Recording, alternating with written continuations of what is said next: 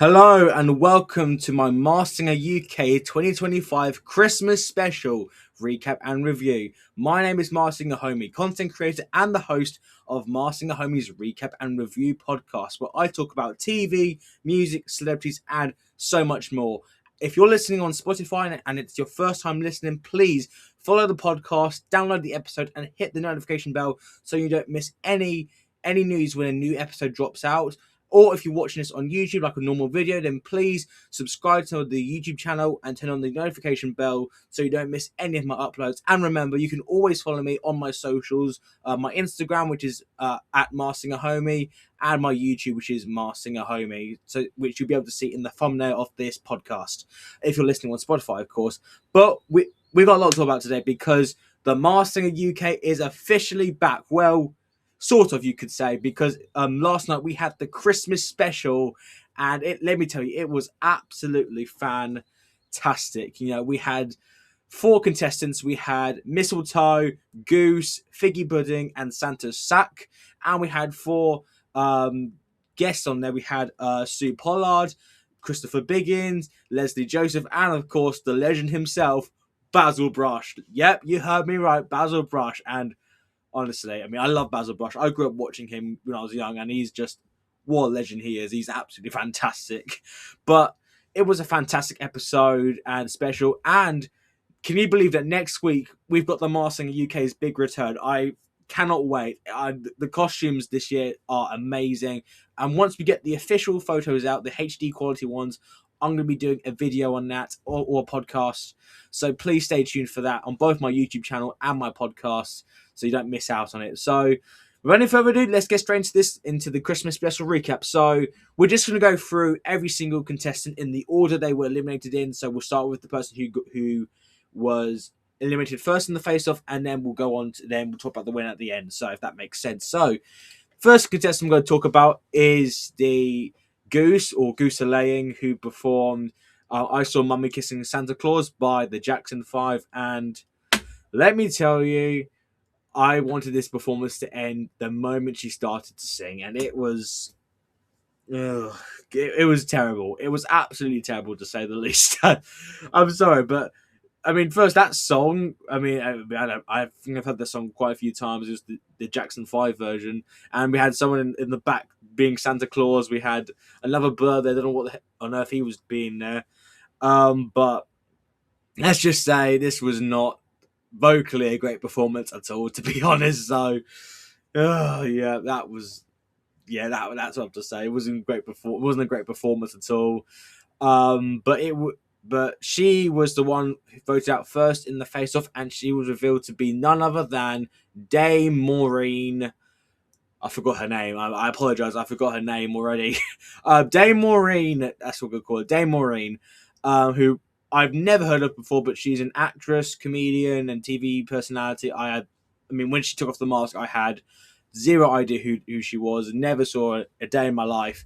But honestly, I got to give her some credit for doing what she did. She went out there, she had fun, and yeah, I've got to give her some credit for what she did. I mean, I don't really know who she is, and I've never heard of her before, but while she wasn't a great singer at all, I got to give her the credit where it's due. And you could tell she was having quite a fun time while being in that mask. I mean, that goose mask was absolutely heavy as heck. I couldn't imagine being in that, but honestly, she was great. She did great. That's what I have to say. She definitely did great, and commiserations to her for doing the show. She was really fun to watch. Next up, we have Santa's Sack, who performed "Run, Run, Rudolph" by Chuck Berry. I mean, I love Chuck Berry, and you know, it's a great song as well. Love that song as an overall Christmas song, and yeah, it was actually a really fun performance. I thought this was vocally better, definitely better than Goose for sure. But between this face-off and Figgy Pudding, who we'll go on to in a minute, it wasn't terrible, but it wasn't great at the same time. But I actually still enjoyed it. But I will admit that I have to say that face-off was quite interesting to see who I think would win it. It was kind of like I was kind of thinking to myself, it could go either way, to be honest. But no, it didn't end up that way. It was Figgy Pudding who won that face-off, and Santa Sack was eliminated. And Can I just talk about some of the guesses quickly? Davina, Lord Alan Sugar. Really? Really? You really thought that was Lord Alan Sugar? It sounded nothing like Lord Alan Sugar. Just because it's a sack, another word for being saying you're fired, you're sacked.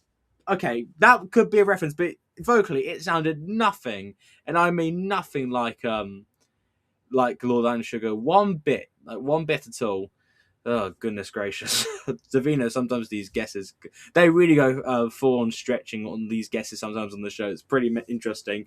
But she was Santa Sack was revealed, and let me tell you, I was shocked when the mask was came off, and it was none other than Florella Benjamin.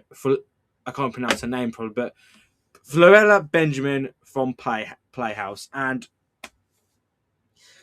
let me tell you how annoyed I am because I grew up watching her. I grew up watching Playhouse growing up. That was a show I grew up watching. I saw her on that. She had Humpty Dumpty as well, the little plushy toy. And I know her voice so well. I haven't seen her in years though. I haven't watched her on TV for so long. But I'm kicking myself I didn't get that at all because I just yeah, that's what I have to say. I don't know what to say because I mean, when I was into the voice, I couldn't even tell if it was a guy or a woman. It was so hard to tell. I mean, she really did well to disguise her voice. She really did well on that. So I got to give her that credit. But man, I that really threw me. I was not expecting that reveal at all. So, uh, gosh, that was yeah, that really got me. But she did great though. She did really well. Um, so yeah, but yeah, she did great. I really enjoyed it, and honestly, it was so good to see her on TV again because I haven't seen her since the play school days. Was it play school? Was it play group? I forgot. Playhouse. That was play. Why did I say play school? Play group. I don't know what I'm thinking today, but it was playhouse. I forgot what it is. You know what I'm on about. You know what I'm on about, folks. But anyways, she did fantastic. It was great to see her on TV again after me not seeing her in ages. But yeah, she did great though. I have to say, I really enjoyed her, and she actually did pretty well. I have to say, she did really well. Now we go on to Figgy Pudding, who got second place. So his first performance he did was "Where a Child Is Born." I think it's one of those classic church hymns, and he had a bunch of eggs on the side being the choir. And let me tell you, I was really impressed with this performance. I think vocally, he sounded really good. Like it had that kind of soulful, kind of silkiness to it, which I really loved. And I must admit, yeah, it just felt like something to listen during Christmas. It was really lovely, and I really enjoyed it. And to be honest, listening to this performance, I was thinking to myself, if I was thinking, I'm not even making this up. Okay, I literally said to myself, I this if this was Holly Johnson, I would have guessed it because Holly Johnson was the Nutcracker last year, and I literally guessed. I stupidly guessed Holly Johnson for Christmas for Figgy Pudding, but I knew it wasn't him because A, he's already done the show, and B, he could sing way better than that, and just yeah, but yeah. But I also guessed Anton Debek, and who actually can sing as well, and he's recently had a Christmas album out, not Christmas album, but an album out. So that's I was thinking Anton, but we're going to reveal because Maya knew who it was from the moment he started, and now we go to his second performance, which was "Step Into Christmas" by Elton John. Vocally, I don't think it was as better as his first performance, but it was still really good to watch. I really enjoyed it.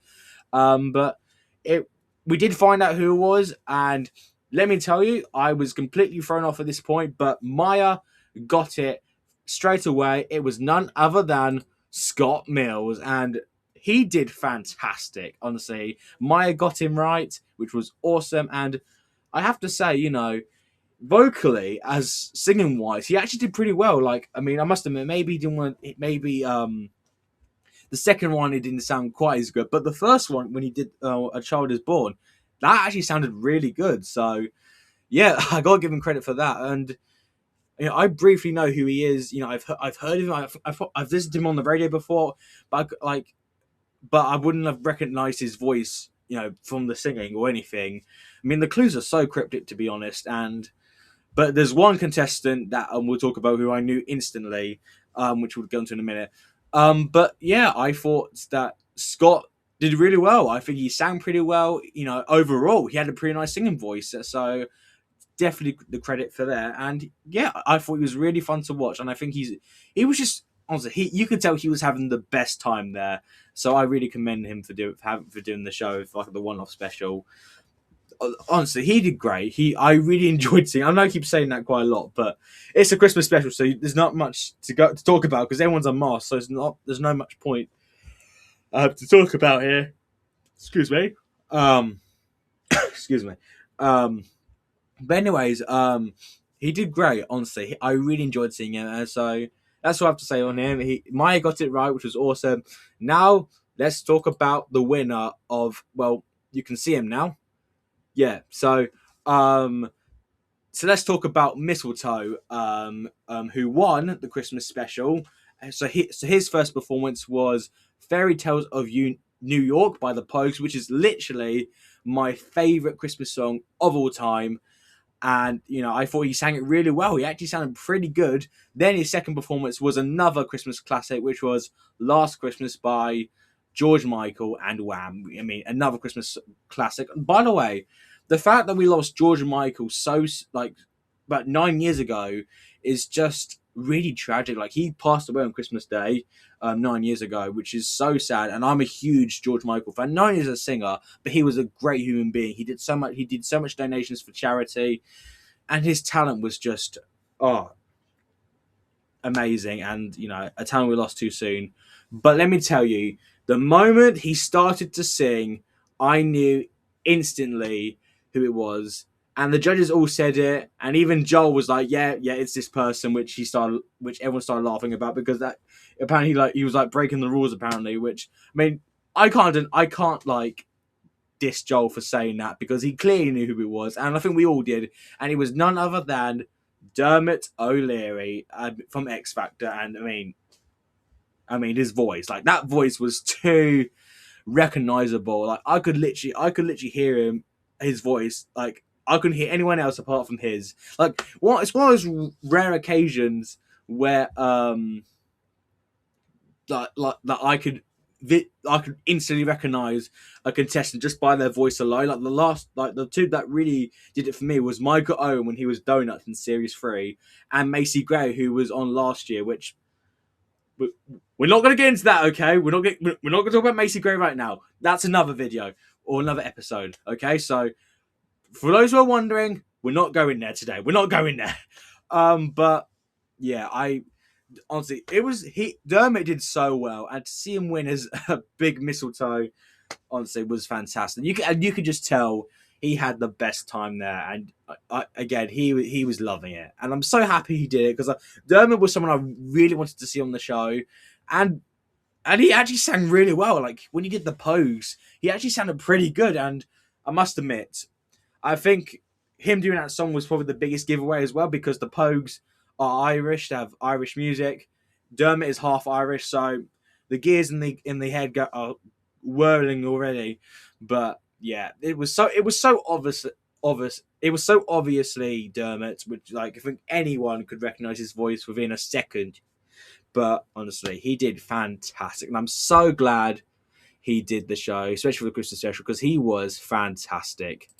So there you have it. That's my review on the Masked and Christmas special. Let me know your thoughts in the comments below of the video, and if you're listening to the podcast on Spotify, next week is the big one because it is the 2-night premiere of the Masked Singer UK. It's finally back for Series 7 next week. I am so excited. I cannot wait. It's so great to see the show back, and also